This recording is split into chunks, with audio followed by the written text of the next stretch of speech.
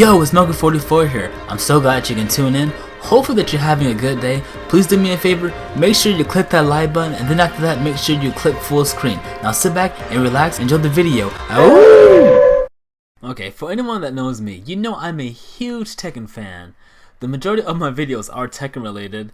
In this video I will be showing you what my top 5 Tekken games are. Remember, this is not the top 5 best Tekken games, these are my top 5 Tekken games. But without further ado, let's get this list started.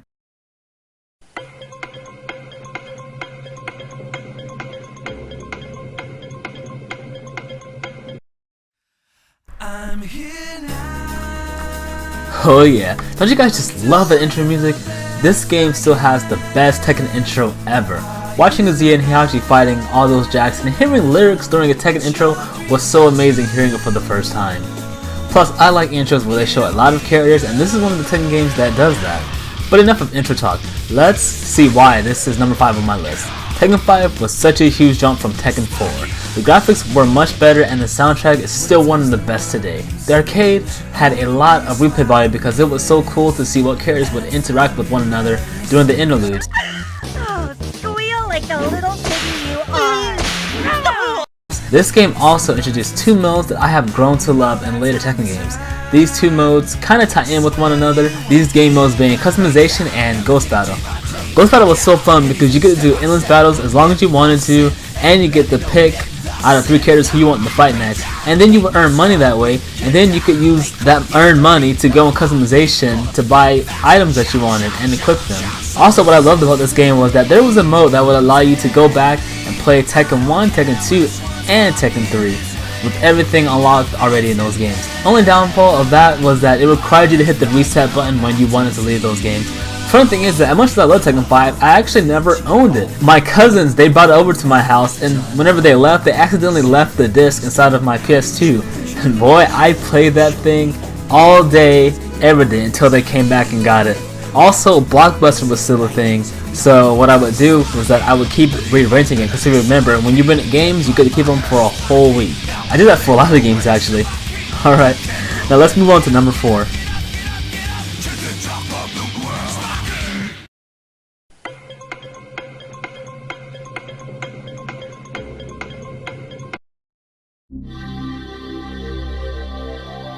Man, I swear as a kid, the sound at the start of that intro used to always scare me. I used to always mute the TV at the start or press the start button as fast as I could. But our number 4 spot is Tekken 4. Okay, listen. Tekken 5 being number 5 and Tekken 4 being number 4 was not intentional. I don't care what anybody says. This is one of my favorite Tekken games. I actually did not get to play this until 2004, and that was like a few months before Tekken 5 came out. When I pretty much fell off of Tekken and was too busy playing Mario and Sonic games, I went over to a friend's house and he showed me he had Tekken 4. And I was so impressed with how big the game was. I remember being thrown off by the voice changes. I remember everybody having different grunts and sound effects with the exception of Law and Eddie. Listen, Eddie was in the game. You had to beat the arcade mode with Christy first, and then you press triangle when picking her to get Eddie. Namco, why don't you just do that now instead of giving them 2 private slots or just excluding one character? One thing that I did not notice as a kid, but do now, is how big the stages were. No other Tekken game has arenas this big, and the places that you fought in actually feel real, unlike later Tekken games where every stage seems like a box or a circle. Funny how people want a realistic Tekken game, but Tekken 4 was the most realistic and people hated it. To be honest, this was the first Tekken game that I discovered had character endings. Listen, when I was younger, I think whenever I completed arcade, I would always just press buttons to skip everything, so I would end up skipping the endings as well. Looking back at it, the endings in this game were probably the best. Characters had endings that would correlate with one another.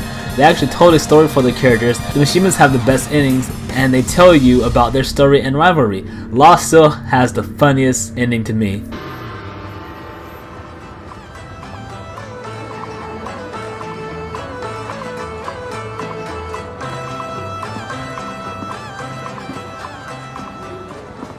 Man, the food here sucks! We have to pay for this? What did you just say? You heard me, I said this food sucks! You expect us to eat this stuff? What do you mean it sucks? This pepper beef is too damn spicy! Also, this was the last Tekken game where Paul was cool and actually taken somewhat seriously. Look at him now.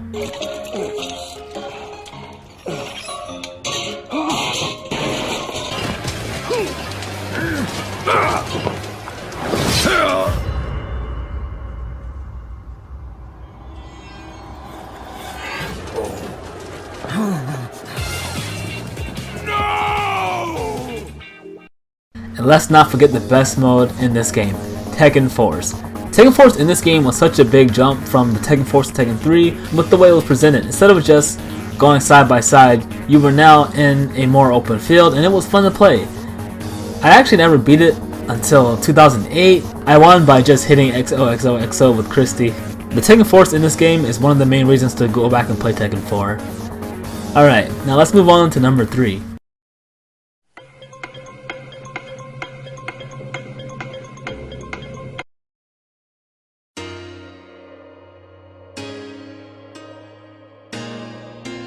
Every Tekken fan got chills when they heard that piano tune 10 years later. Man, I swear whenever I saw this game was out, I knew I had to play it immediately. Fun trivia fact, this was the last game that I ever rented from Blockbuster in September, you know, because they went out of business. Shame the rental was only for one day though, but I kept it for an extra day though and I played the crap out of it. It was 2012 whenever I played this game, and boy, 2012 was such a huge nostalgia year of gaming for me, because Sonic Adventure 2 was released on the PlayStation Store, and the DBZ Budokai HD collection had just came out as well. Both of these games and Tag 1 were games that I played in 2002. Whenever I first played this game, I was impressed by the game mechanics such as the tag throws and tag assaults. I still to this day love watching the Tekken Tag Throw exhibition made by Chaos Productions Inc. And the tag assault system was the coolest thing I have ever seen in any Tekken game ever. I thought it was so cool how you can change the music to whatever you wanted. Thanks to this game being non-canon, it allowed the developers to be so creative with the endings. They could do anything that they want. A lot of them were cool action-packed endings, or some of them were just plain funny, and sometimes they would even break the fourth wall. Originally after my rental, I said that this is one of those games that's so amazing that I would only want to play once, because, you know, when you have such a graceful memory, you want to leave it at that. You want it to be your only memory of that certain thing. But I ended up buying the game anyways in December because I'm a Tekken fan and I was like, hey, I need to support this. Luckily, I did end up buying it because, honestly, if I never did, I would never even have been here today. Thanks to me streaming this game on Twitch, I was able to meet a lot of new friends. I have a lot of good memories with this game. I enjoyed this game so much that I even did a 6-minute tribute for the game. And if you really like this game as much as I did, you have to watch that. You have to watch that tribute. Now, let's move on to number 2.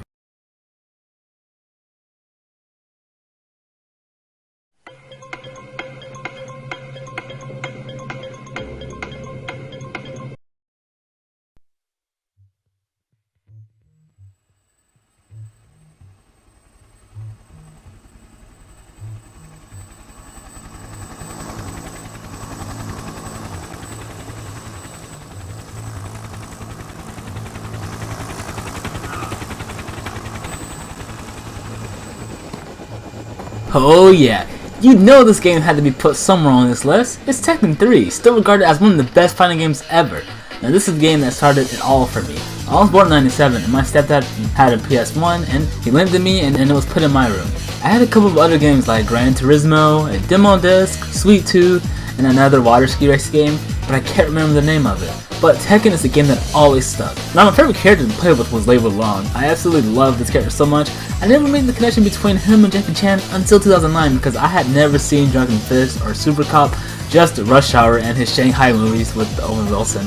Other characters that I loved to play with were Hwoarang, Eddie, and Law. Now as a kid, I knew there was some connection between Bruce Lee and Law. You know, something is obvious when you can pick up on something as a kid. My favorite modes in this game were the infamous Team Battle and awesome Tekken Force. And I never actually beat Tekken Force in Tekken 3, but I did at least make it to the last stage with Law, but I ended up losing. Also, I would always go in the versus mode and play with my cousin, and I always picked Lei, and he always picked Jin, and he used to jump up and down when he played, and me being younger than him, I would imitate him. What's funny about that is that later in Tag 2, Lei and Jin happened to be my main team for a while. Now I never had a memory card whenever I had a PS1, so I would keep unlocking stuff and then losing them and then re-unlocking them, so I never knew about Tekken Ball. This is also the game where I found my first video game crush. I'm talking about Julia Chang. I actually still play this game today on my phone using the Classic Boy emulator. Now let's move on to the number 1 spot.